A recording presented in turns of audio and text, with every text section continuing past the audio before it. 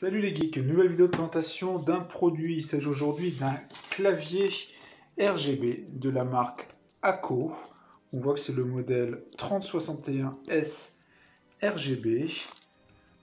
Et plus précisément, il a un nom qui est le Néon BT5 pour Bluetooth 5.0. On voit ici un petit visuel en surbrillance donc, de notre clavier, donc, qui est RGB et qui est une version compacte, parce qu'on n'a pas tout le pavé ici numérique. Là, on se retrouve avec la marque, le site, de côté rien.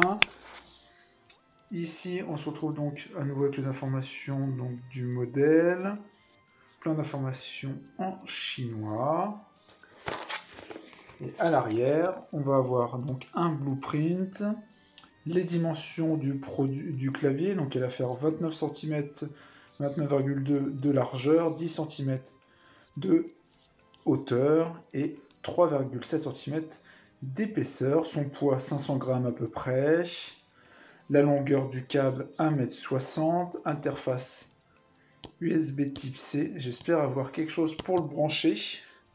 Et puis normalement, pour moi, il était en Bluetooth aussi, mais on va voir. Et après, toutes les informations sur la notion de programmation, etc. Et ici, la couleur des switches, donc qui sont des Cherry Profile. Donc, voilà pour le packaging. On va regarder vite fait le site pour que vous puissiez voir un peu la gamme des produits, des claviers qui sont proposés donc, sur le site ici d'ACO. On voit qu'il y a un nombre quand même conséquent de claviers. Ils vont avoir tous les types de couleurs, type ancienne, qui font très Macintosh à l'ancienne, ou un peu esprit kawaii, etc. Il y a vraiment, vous pouvez voir, de tout. Ils font aussi des souris ou autres. Vous pouvez voir, il y a vraiment de quoi vous faire plaisir. Et je vous mettrai le lien où vous pourrez l'acheter plus simplement, parce que là, c'était le site du constructeur, donc ACO. Et là, sur EpoMaker, vous pouvez retrouver ici donc notre modèle 3061 RGB dans sa version néon. On voit ici quelques petits visuels de notre clavier. Donc c'est un clavier avec 61 touches en Bluetooth 5.0. Donc il est bien marqué Bluetooth 5.0 comme sur le carton, mais pas à l'arrière, on parle que du câble. Donc on verra ça, parce que moi, ce que je recherchais pour vraiment le brancher en Bluetooth, mais je pense que le câble USB type C, c'est pour recharger la batterie. On voit ici d'ailleurs USB type C pour une batterie de 1800 mAh. Ils mettent en avant la haute qualité donc, des produits, les touches programmables. On est sur un prix de 110 $. Et voilà, il y a différentes versions aussi sur ce site. EpoMaker, vous pourrez retrouver tout ce qu'il faut. Donc là, ce que j'ai pris mon MacBook Air, donc qui date un peu, mais qui me suit toujours. Il est de 2011, donc il a 10 ans. Il fonctionne toujours très bien pour aller sur Internet. Donc l'idée, c'est de faire le test pour ce clavier-là. Donc on va déjà le déballer. Packaging que je trouve sympa. Dites-moi ce que vous en pensez en commentaire. Petite boîte après avec ACO en violet brillant. Plus bel effet. Alors, on a notre clavier. Petite coque ici, même logoté, pour ne pas abîmer les touches. Clavier vraiment compact. Alors je ne le pensais pas du tout violet. Moi je le pensais vraiment comme ça avec des touches roses. Bon, on va voir ça. Je suis assez surpris. Donc on regardera plus en détail après. On va regarder le reste de la boîte. On a le petit manuel ici d'utilisation avec les touches. Donc là, on nous parle de Windows. D'ailleurs, j'espère qu'il est vraiment compatible Mac, puisque j'avais vu, il me semblait que oui. Vu que c'est un clavier Bluetooth, ça devrait. Donc là, je vois que pour l'instant, tout est en chinois. J'espère qu'il y a au moins en anglais. Ici, on va se retrouver en anglais avec les touches. Donc les différentes touches de fonction FN pour montrer ce que ça permet de faire. Système de commande. Voilà, il y a tout en anglais. On verra, on devra pouvoir se débrouiller. Maintenant, on se retrouve avec cette petite boîte ici. On se retrouve avec nos câbles. Et vu le bruit, on a peut-être des switches supplémentaires. Voilà, on a des touches un peu roses. Un câble, alors les choses qui tombent. Voilà. On a quand même le câble de recharge qui est violet avec ici un scratch ACO. C'est quand même super sympa d'être totalement coordonné au niveau du câble. Donc c'est l'USB type C à l'arrière du clavier. Hop, on a USB type C ici, totalement intégré. Il pèse vraiment son poids hein, quand même le clavier. C'est quand même très sympa. Après on a, alors ici c'est rien du tout. Donc on a ici donc des touches, on a bien des touches de rechange qui sont roses. Alors on voit qu'on peut changer comme ça. On a les touches de fonction, on peut mettre les touches de fonction à la place des touches ici, en fonction de ce qu'on souhaite faire. On a des touches personnalisées, là, casque, hein, pour faire le mute, je suppose. Voilà, différentes touches. Et on a après la possibilité de mettre l'espace en rose, le Enter, ici, et le Backspace. Bon, on va tester, hein, de toute façon on va tester. Alors je pense, ce que je vais mettre moi, je pense que je vais faire un peu comme ici en fait. Parce que là on peut mettre, on voit qu'ils nous ont mis des touches de direction. Et c'est vraiment si on revient sur la notice, c'est vraiment si on souhaite se mettre dans une configuration, on voit les différentes configurations, dans une configuration avec les touches, et donc on les transforme et tout. Donc moi c'est pas ce que je vais faire, je vais garder dans une approche classique.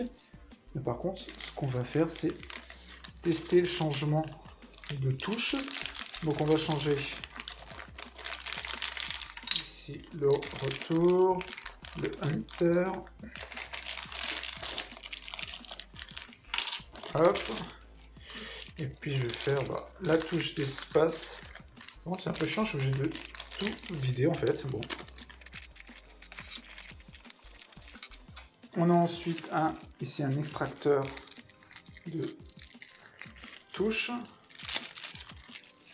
Pouvoir ici retirer plus simplement une touche. Donc nous, ce qui nous intéresse, j'ai déjà montré le clavier comme ça en violet, parce qu'il est quand même aussi très très joli comme ça. Vous pouvez voir. Hein. Là, on a USB type C. On a ici des pieds réglables qui sont bien costauds. Il y en a deux niveaux. Donc, soit celui-là, soit ce niveau-là. On a un bouton ici on-off. Et après, au niveau de la touche, donc des switches, on verra après, qui ont l'air d'être roses, je crois. Donc on va faire le test, on veut retirer notre touche espace. Alors, il faut de mémoire. Alors, on voulait faire entrée. Donc, on fait comme ça, de mémoire. Ça fait longtemps que j'ai pas. Hop, il faut passer en dessous. Voilà, comme ça. Et après, on le retire. Voilà. Je vais me mettre à plat. Voilà, comme ça. J'ai retiré la pièce. Et là, on voit justement notre switch ici. Qui est bien rose. Donc on a dit ici, c'était le Enter. On va remplacer ici donc par sa version. Alors, ils sont tous violets derrière hein, pour le petit détail. Là, ça a l'air d'être une LED autour. Donc on prend une touche, on la met. Et voilà. Quand même plutôt sympa. Donc maintenant, on va défaire l'Escape. Alors maintenant, le jeu, ça va être de retrouver les bonnes touches. Parce que tout était dans le bon sens. Hein. On serait limite en train de jouer au Scrabble. Hein. Alors, on a notre Escape. Notre barre d'espace, nous, pour après, ici. Alors, où est notre Escape? Il est là. Je vous remonte là, pareil. Hein. On voit ici donc notre petit switch qu'on remplace par un switch par un switch rose, on rappuie pour ce qu'il y a dedans. Et voilà, donc il nous reste backspace et l'espace. Je pense que ça sera pas mal.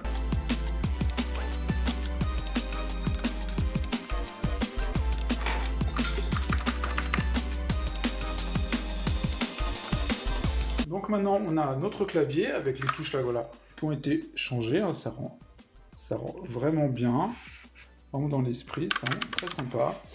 Maintenant ce que je vais faire, c'est que je vais prendre mon Mac, voilà. Je prends mon Mac, je vais prendre un traitement de texte, voilà, et on va allumer déjà entre temps notre clavier ici, donc avec ce petit bouton on-off à l'arrière. Je vais baisser la lumière aussi. Essayer de voir si on a une partie lumineuse. Là on voit qu'il clignote ici, certainement pour dire qu'il est en appairage Bluetooth. Je vais aller dans le Bluetooth ici de mon ordinateur et je vais essayer de voir si je trouve un produit. Là ici je vois le ACO. Là, je vais vous montrer. Hein. On voit ici que je retrouve avec mon ACO 3061 BT1. Je vais se connecter. Donc là, j'ai les instructions. On me dit bien que c'est. Donc on me dit qu'il n'est pas identifié en tant que tel, comme les Microsoft ou autres. Appuyez sur la touche située immédiatement à droite de la touche Mage. Alors, il n'y a pas de à droite, donc on va voir si c'est clavier standard 101 touches.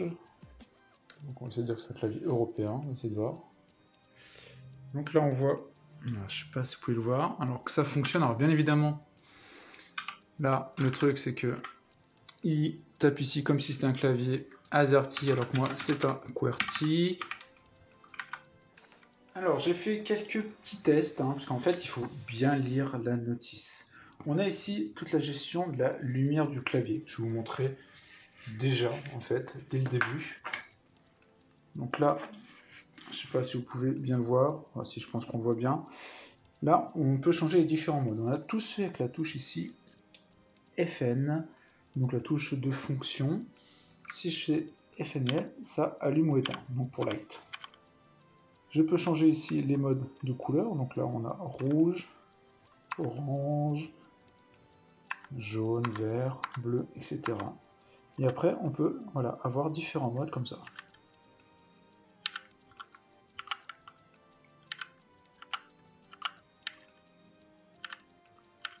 On a différents modes. Après, on peut changer les modes de lumière, que ce soit quand ça scintille, que ce soit plus ou moins fort, etc. Hop, donc je vais vous mettre ça. Donc voilà, on peut déjà changer ça. Et après, pour naviguer, comme c'est un clavier qu'avec 61 touches, par exemple, on n'a pas les touches pour naviguer, il faut faire FN. Et ici, les touches, par exemple. Si je fais là, je ne sais pas si vous le voyez, non, vous ne pouvez pas forcément le voir ici, mais je vais vers la gauche. Et si je fais T, je vais vers la droite, W en haut et S en bas. Voilà. Ça permet de remplacer les touches. Il faut vraiment prendre l'habitude. Et après, on y arrive. Là, ici, on a les raccourcis avec les touches qu'on souhaite avoir. Après, on a vraiment tout est détaillé dans ce petit document. Là, c'était pour la lumière, les systèmes, les commandes système, et ici, toutes les touches. Donc, on a vraiment la combinaison. Si on fait FN plus Escape, ça nous permet d'avoir un énier. Si on fait les FN et le 1 à 0, ça nous permet d'avoir les touches FN10, etc.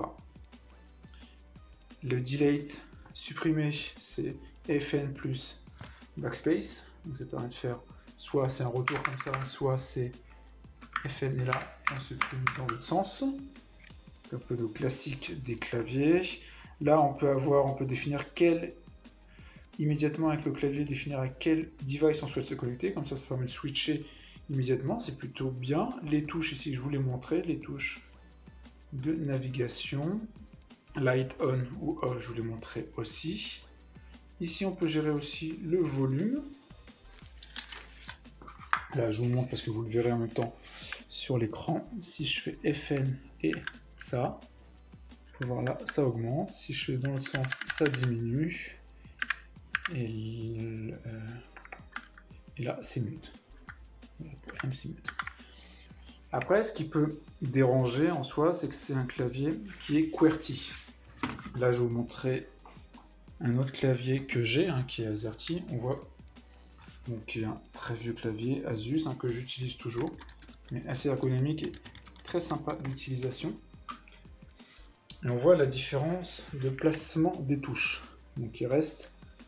Après, vous avez la possibilité, vu que c'est des switches, de les déplacer. C'est ce que je vais faire juste après. Je vais prendre les touches comme ça et les déplacer pour les mettre au même niveau. Parce qu'au final, il n'y a pas toutes les touches à bouger. Donc c'est ce que je vais faire tout de suite d'ailleurs. Comme ça, je vais vous montrer en accéléré. Je vais comme ça bouger les touches. Comme ça, ça sera plus dans une configuration AZERTY, donc française. Donc on a au début, il nous faut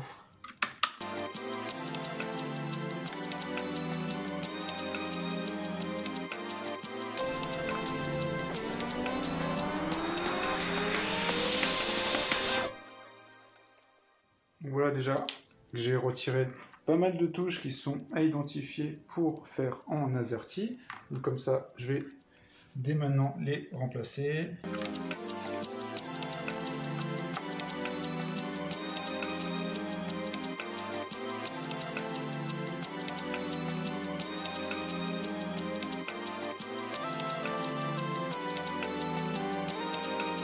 Voilà, j'ai à peu près tout bougé, on se retrouve bien avec ici notre AZERTY. On voit qu'il y a un léger... Non, ça va, je disais qu'il y avait un léger décalage, mais non. Il y a juste ces touches-là, c'est un peu complexe parce que là, normalement, c'est la virgule. Ici, point virgule. Voilà, c'est juste ça où, voilà, où il faut faire des changements, mais normalement, je dois pouvoir changer au niveau aussi du paramétrage pour définir un autre type de clavier. Hop, si je fais ça, clavier. Donc voilà, ça fonctionne. En soi, je ne veux pas dire grand chose de plus. On voit que c'est quand même très très compact. Si on voit, si je vais faire des petits patins, quand même très solide en termes de qualité de fabrication. Là on revoit, je vous montre quand même l'étiquette avec le modèle exact si vous voulez. On est quand même sur une qualité de fabrication. Une bonne qualité de fabrication. On voit qu'en termes de taille, on est sur une taille équivalente comme ça sur un laptop 11 pouces. Ce qui est plutôt bien, je trouve, parce que c'est très très compact. C'est plutôt sympa. Dites-moi ce que vous en pensez de ce petit clavier. Moi je trouve ça bien d'avoir un clavier comme ça, compact, RGB en plus, mais c'est de toute façon, c'est très discret je trouve. Je trouve ça plutôt bien justement que ce soit discret, pas trop kéké non plus. Qualité de fabrication sympa, couleur sympa aussi, les touches interchangeables, clavier, câble de la même couleur, vraiment souci du détail chez ACO que je connaissais pas. Donc en tout cas c'est une bonne découverte pour moi. Petit clavier très sympa qui va aller quand même, qui va me servir comme ça, moi pour bosser et avoir un petit clavier compact et une souris à côté. J'espère que cette petite vidéo vous a plu. Si c'est le cas, n'hésitez pas à mettre un like, à partager la vidéo, puis on se retrouve pour plein d'autres vidéos. Ciao les geeks!